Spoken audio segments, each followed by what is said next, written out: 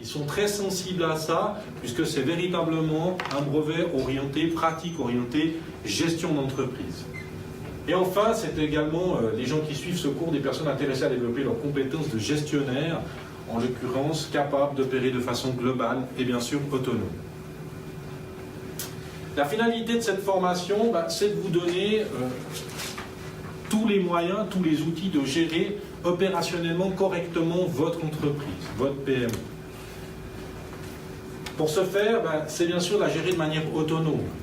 Vous ne devez pas simplement être des personnes qui sont capables de gérer leur département ou leur service, mais vous devez vraiment pouvoir avoir ou acquérir une acquisition de connaissances et de compétences capables de partir à 360 degrés dans votre entreprise.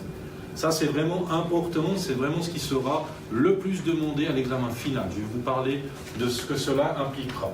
Avoir bien sûr une vue d'ensemble de la situation financière. Alors je vous rassure, on ne vous demande pas d'être les comptables de votre entreprise et de maîtriser tout à 200%. Par contre, on vous demandera de connaître ce que la comptabilité, comment fonctionnent les finances, être capable de lire et d'interpréter des bilans, des comptes d'exploitation, être capable de faire des calculations par les ratios, enfin bref, on vous demandera quand même certaines choses extrêmement techniques pour être capable de vérifier la viabilité financière de votre entreprise. Déléguer clairement des tâches, puisque diriger, c'est surtout aussi déléguer. On ne peut pas, et vous le savez très bien, tout faire soi-même. On a besoin d'avoir les bonnes personnes dans les bons postes autour de nous pour nous aider, pour nous accompagner et bien sûr pour être capable de pouvoir livrer finalement ce que l'on doit faire comme prestation. Mais il faut être capable de déléguer clairement ces tâches. Donc là aussi, on va travailler sur ces aspects de management. Analyser l'entreprise, ses produits ressources dans une optique de développement. Là aussi, toutes les démarches stratégiques, les démarches marketing vont être développées dans le cadre de ces cours.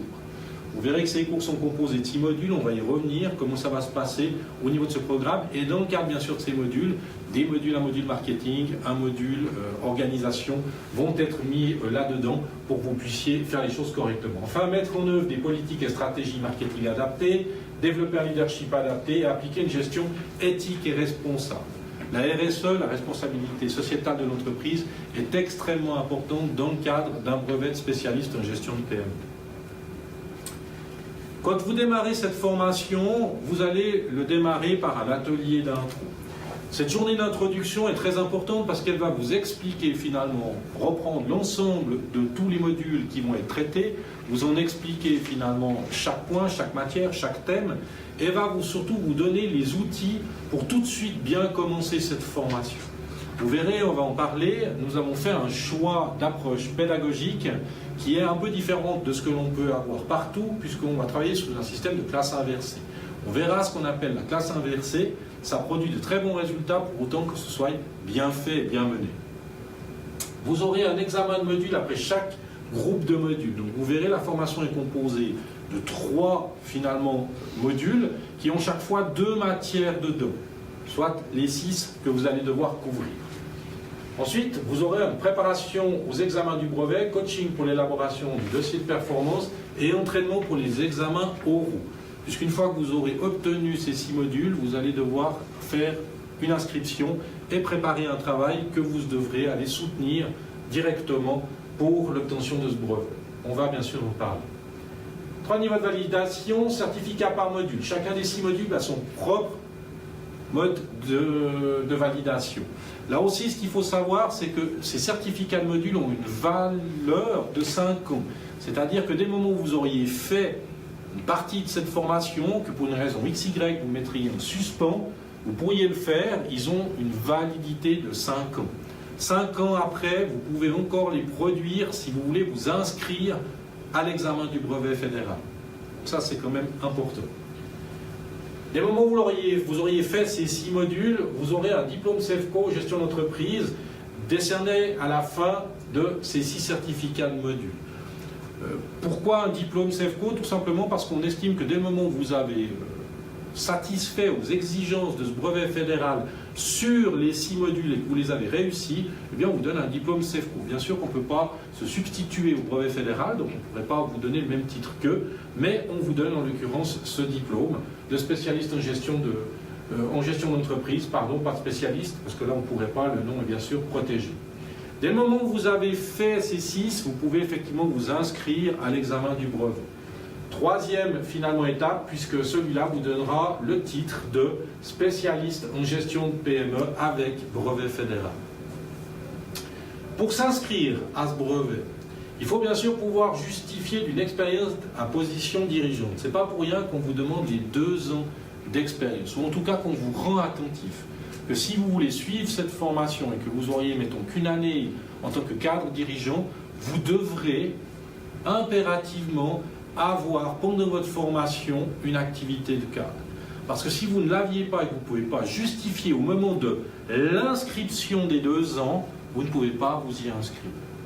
Même si l'examen, vous allez voir, entre l'inscription et l'examen, il va se passer quelques mois, eh bien, même si au moment de l'examen, vous auriez passé les 2 ans, vous ne pourriez pas vous inscrire. Ils vont vous retarder de 6 mois parce qu'ils veulent véritablement que vous ayez ces 2 ans avant l'inscription.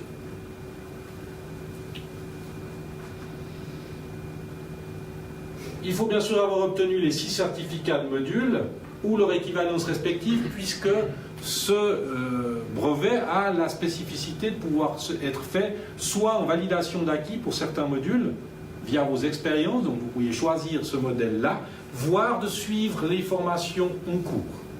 Puisque 6 organismes sont derrière finalement ce brevet, dont les femmes PME. C'est bien sûr, il y a des électriciens, il y a des bouchers, il y a plein d'organismes derrière, mais il faut savoir qu'en l'occurrence, il y a la possibilité de faire certains modules par validation d'acquis. Ou alors l'ensemble de la formation, parce qu'on n'a pas forcément la possibilité de le faire en validation d'acquis, le suivre dans un centre de formation. Vous devez avoir les 6 et ensuite obtenir la validation d'un dossier de performance établi sur la base des exigences du brevet et de ces 6 modules. Là, on va vous demander de faire un dossier de performance à la fin. Une fois que vous vous êtes inscrit, que vous avez été accepté à l'inscription, il vous demande de faire un dossier de performance. Celui-ci va être compris entre 25 et 40 pages et devra finalement reprendre l'intégralité de toutes les connaissances et compétences que vous devez avoir acquises dans le cadre de ces 6 modules. Donc vous devez être capable d'en faire la démonstration.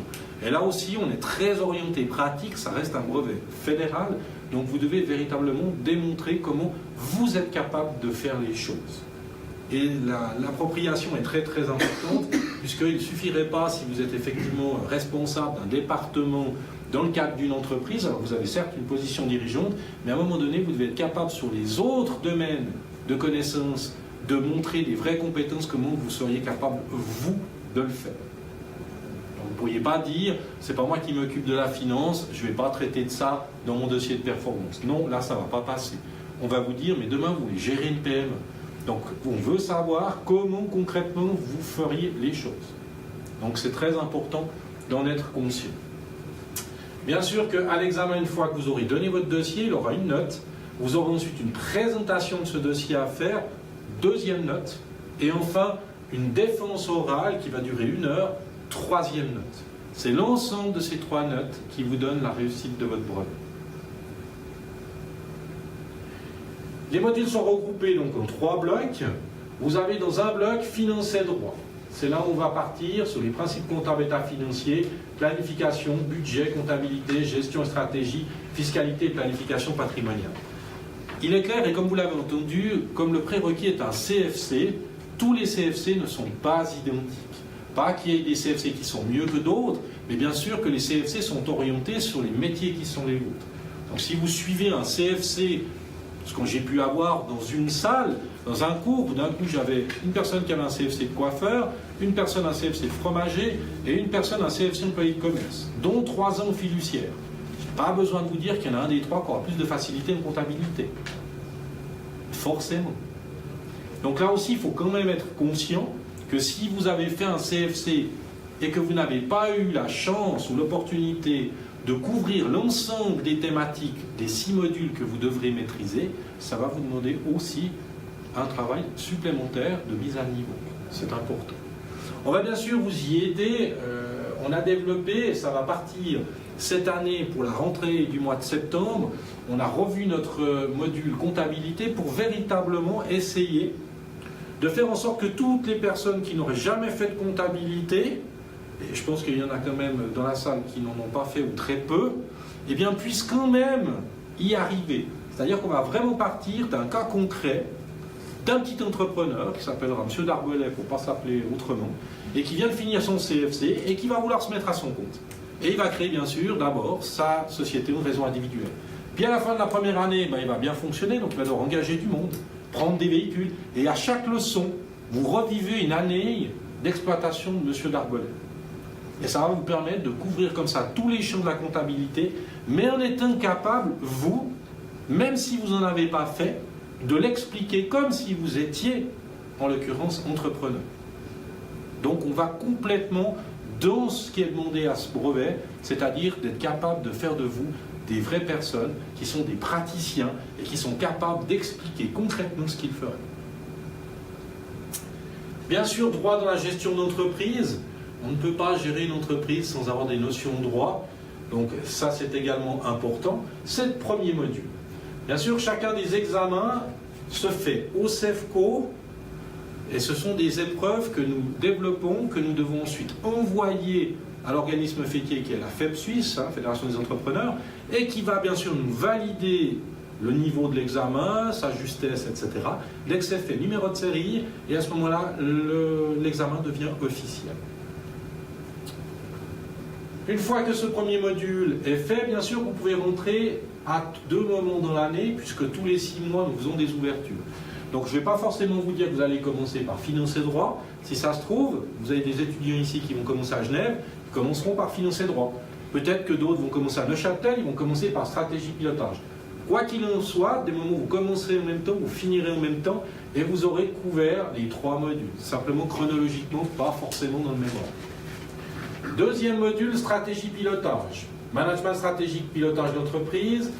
Et module M2, leadership, communication, management opérationnel, gestion du personnel. Donc on est vraiment ici sur toutes les bases stratégiques, poser effectivement la politique d'entreprise.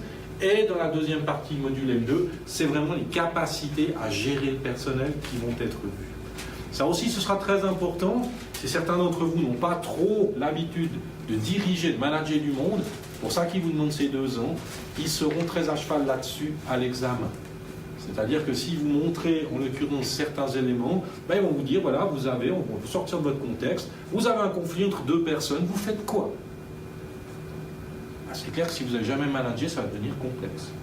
D'où l'importance de bien vous préparer par rapport à ça. Bien sûr, on le fera en classe, on vous donnera tous les outils moyens pour y arriver, et vous aurez bien sûr les échanges avec tous vos collègues, ce qui sera bien sûr profitable pour tout le monde.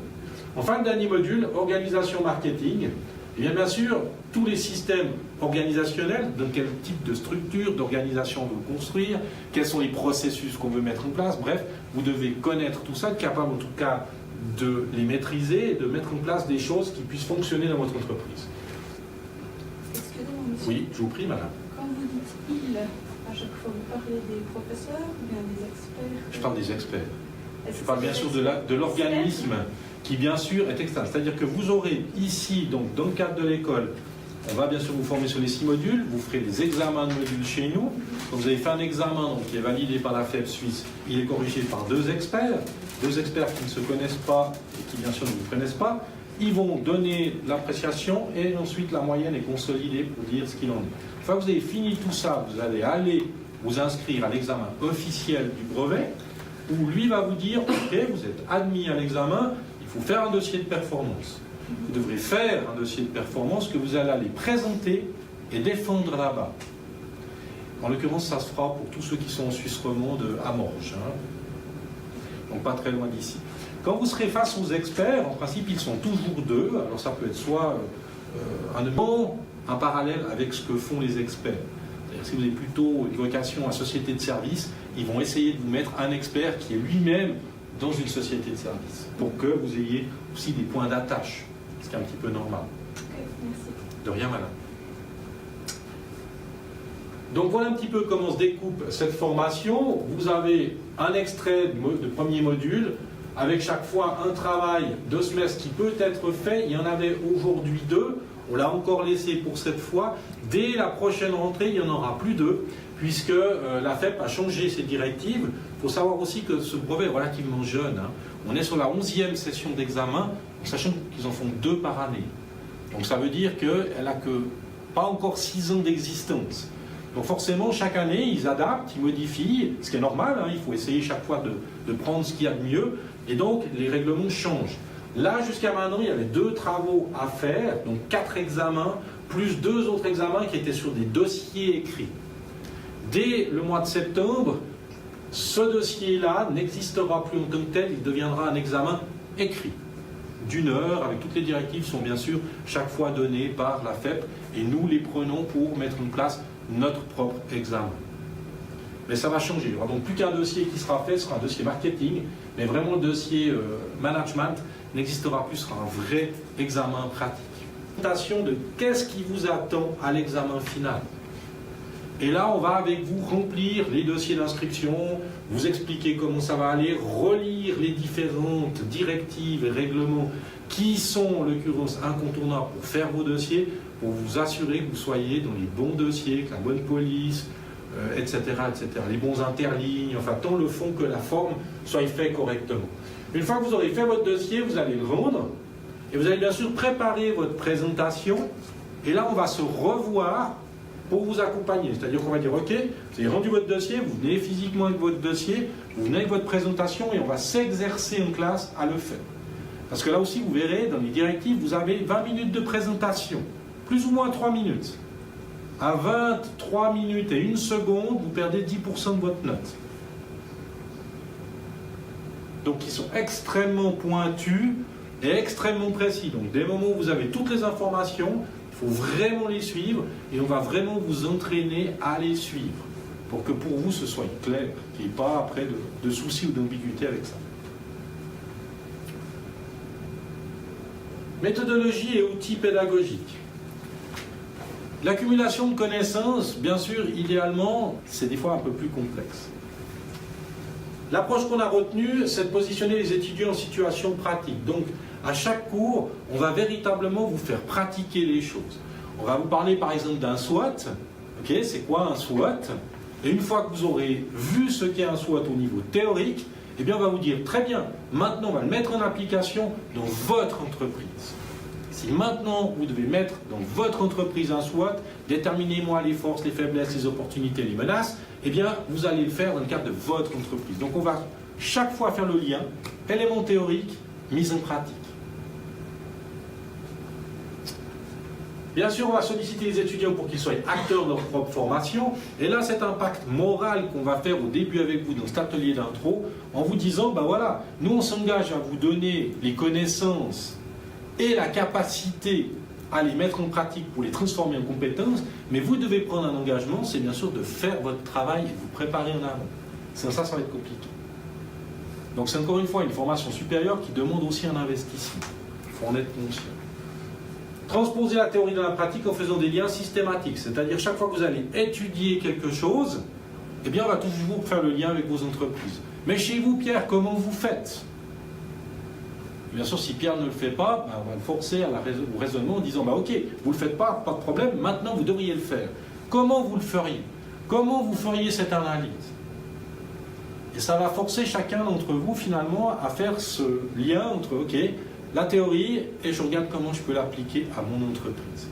Pour qu'à la fin, quand vous faites votre dossier de performance, donc votre rapport que vous allez déposer, soyez capable de « je fais ça ». Et ça, c'est très important. Parce que les experts, ce qu'ils ne veulent pas, c'est que vous soyez simplement à la fin des gens capables de restituer de la théorie. Ils ne veulent pas, si vous voulez, des étudiants bachelor en phase 2. Ils veulent surtout des gens qui sont capables de dire « je fais comme cela ». Et je suis capable de l'expliquer.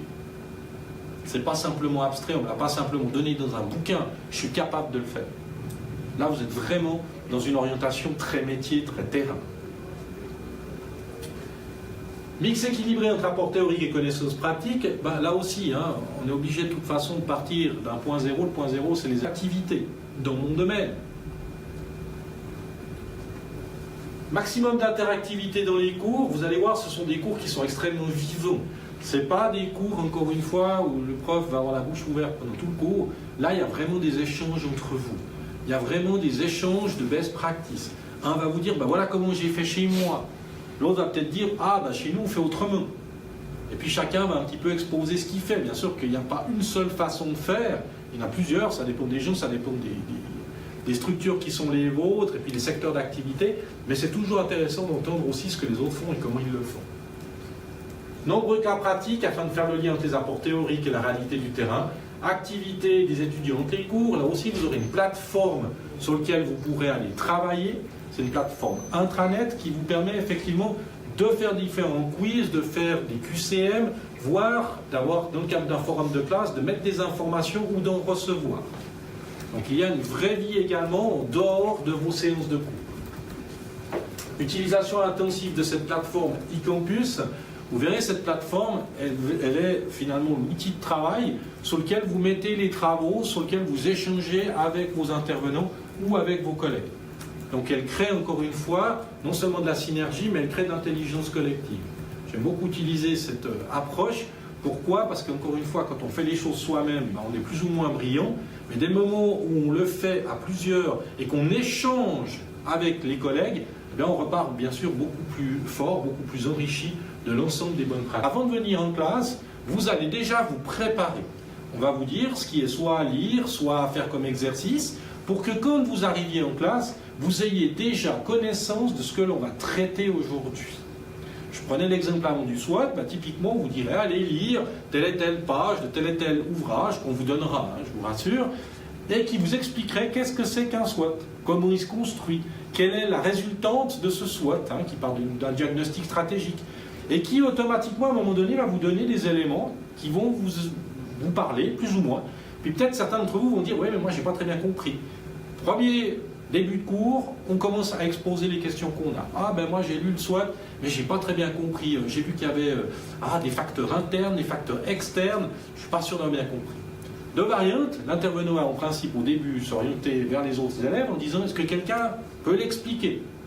Soit l'un d'entre vous l'a bien compris au niveau théorique et est capable de l'expliquer, dans quel cas l'intervenant va dire ça me paraît très complet, est-ce que vous avez compris Pierre? De nouveau, Pierre peut faire oui j'ai compris ou non je ne suis pas encore au clair. S'il dit oui j'ai compris, l'intervenant risque de lui dire très bien avec vos mots, vous êtes capable de me le réexpliquer? Parce qu'encore une fois c'est bien de dire oui, mais à un moment donné on veut être sûr que vous soyez capable de le faire. Donc avec vos mots, parce que c'est vous qui devrez le jour de l'examen l'expliquer. Donc ça c'est important pour nous que vous soyez capable de vous l'approprier. Et donc quand la personne va réussir à le faire, on va dire très bien, maintenant on va pratiquer en classe. Soit par groupe de 2, par groupe de 3 ou de manière individuelle, on va vous dire faites un SWOT. De soit, si vous êtes un groupe, l'entreprise de l'un d'entre vous, puis on changera l'exercice d'après, soit de manière individuelle, chacun me fait de sa propre entreprise l'analyse des forces et des faiblesses, par exemple. Puis après on échange, on discute. Et dès le moment où vous aurez trouvé effectivement des faiblesses, on va bien sûr travailler là-dessus en disant très bien, maintenant ça va devenir très compliqué après pour vraiment mettre en pratique.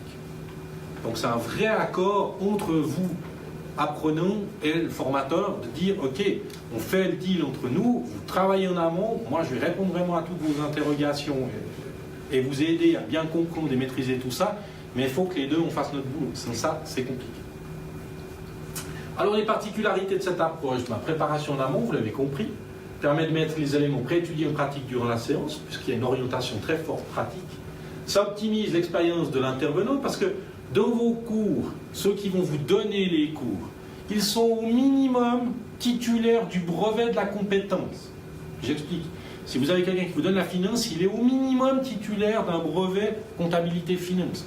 Dans l'organisation, il a au minimum un brevet en organisation. Voire il a un master, voire il a plus haut. Mais il a au minimum. Et bien sûr, ce ne sont que des praticiens d'entreprise. Donc ils sont capables de vous dire, théorie dit ça, puis maintenant, voilà comment on l'applique concrètement. Donc vous allez pouvoir profiter vraiment de leurs connaissances que si vous avez bien fait votre préparation en amont. Assimilation des outils par les étudiants par la mise en pratique, études de cas, exercices, parce que des fois on va effectivement partir sur vos entreprises, puis des fois encore une fois on va vous sortir de votre entreprise en vous disant ben voilà, je vous donne un exposé, je vous donne compte rendu d'une analyse ou d'un article qui a été paru dans tel et tel journal qui dit ça sur telle entreprise. Au niveau stratégique, pour vous, cette entreprise, elle est où? Elle fait quoi? Est-ce qu'elle est plutôt dans une stratégie océan bleu ou océan rouge? Aujourd'hui, ça vous parle peut-être chinois, mais dans quelques mois, ça ne vous parlera pas chinois. Et d'un seul coup, vous serez capable de dire, ah, ben, plutôt là, et voilà pourquoi. Et si elle voulait passer de l'autre côté, qu'est-ce qu'elle devrait faire? Et de nouveau, par la capacité à prendre les éléments théoriques, à les mettre en application pratique, vous serez capable de le faire. Donc on va vraiment vous transformer en de vrais, entre guillemets, praticiens dans la gestion d'entreprise.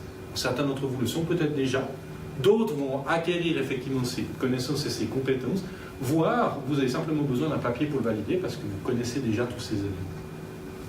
Les étudiants travaillant par petits groupes et doivent ensuite expliquer leur approche au reste de la classe, ce sera beaucoup sollicité. On vous fait travailler finalement par 2 ou 3, puis à un moment donné on dit ok, on remet tout ça sur la plateforme eCampus, et puis on va prendre ce groupe-là, vous venez et vous nous expliquez ce que vous avez fait, comment vous l'avez fait. Ça permet bien sûr pour eux de s'exercer déjà à l'examen final présentation, et quand les collègues vont commencer à questionner, ça les prépare également à devoir répondre aux questions qui vont être posées. Donc l'ensemble de la formation doit vous préparer véritablement à aller faire cet examen et être bien à l'aise le jour où vous le faites. Et bien sûr, ça développe l'intelligence collective. C'est encore une fois primordial, je l'avais donné comme exemple au MBA. C'est vrai que si chacun d'entre nous, on vous dit de définir ce qu'est, je ne sais pas, je parlais de stratégie avant, océan bleu, océan rouge, vous allez tous le faire avec vos mots. Et le moment où on va chaque fois montrer ce que les autres ont écrit, ben chacun d'entre vous va peut-être dire « Ah ben, si tu mets ça comme ça, on devrait ou on pourrait encore rajouter ça. » Donc finalement, une idée avec une idée ne va pas faire 2, mais risque de refaire une 3e qui va résulter des 2 premières idées. D'où que ça transfère et que ça transforme tout ça en intelligence collective. Voilà, réussir votre brevet ou votre diplôme pour vous donner participation financière. Par contre, on vous demande d'avoir fait toute la formation, qu'elle puisse être validée et que vous soyez, en l'occurrence, inscrit à l'examen final. Le fait d'avoir l'inscription veut dire que vous avez couvert le prérequis et à ce moment-là, vous pouvez produire les factures que vous avez faites et que vous avez eu à payer et vous serez remboursé au minimum de 50% du prix de votre brevet, votre diplôme fédéral. Donc c'est nouveau. C'est depuis le 1er janvier 2018, donc que vous sachiez que si vous allez dans cette formation, et ben d'un seul coup le prix doit moins vous faire peur, puisque quelque part vous pourriez payer que 50% à la fin. Attention peut-être, c'est vraiment nominatif à la personne et pas à une entreprise. Si l'un d'entre vous dirait « Ah mais c'est mon entreprise qui veut le financer », pour qu'il puisse bénéficier du 50%, c'est lui qui doit payer le coût. Qu'après, c'est l'entreprise, à la fin, pour que l'entreprise lui paye le 50% qu'il a lui payé, ça c'est votre problème. Mais la Confédération payera à la personne et s'assurera que c'est bien la personne qui a payé le cours et pas l'entreprise. Donc c'est une très bonne nouvelle pour tous ceux d'entre vous qui veulent faire un brevet ou un diplôme fédéral. Voilà, merci pour votre participation. J'espère avoir été assez clair sur ce qu'était finalement ce brevet de spécialiste en gestion de PME. Brevet qui, comme je l'ai dit au départ, est très orienté pratique et très orienté sur véritablement la gestion d'une PME. Donc pas rare qu'on ait des gens qui viennent soit des CFF, soit de Swisscom ou de grands groupes. Ce n'est pas un problème en soi, mais ils doivent véritablement être capables à un moment donné de s'approprier l'intégralité des tâches et des domaines de compétences. Parce que très souvent, ils sont eux-mêmes spécialistes d'un domaine, voire rattachés à la gestion d'un département. Et quand d'un seul coup on leur dit « Ok, vous devez être capable maintenant de penser à 360 degrés l'entreprise », ils ont beaucoup de peine à le faire. Donc ça arrive qu'on ait des gens qui viennent effectivement de grandes structures, ils sont bien sûr les bienvenus. Il y en a qui réussissent très bien, mais c'est surtout ceux qui ont compris au départ qui vont devoir penser en chef d'entreprise et plus seulement en cadre dirigé. Voilà, je vous propose, sans autre, après d'aller discuter avec les conseillers aux études qui sont là, bien sûr, pour répondre à vos questions, et puis à partager un verre tous ensemble pour discuter finalement, si vous avez des questions par rapport à cette formation plus pratique, je me ferai un plaisir de vous y répondre. Merci. Merci. Bonne fin de journée. Merci. Merci à vous.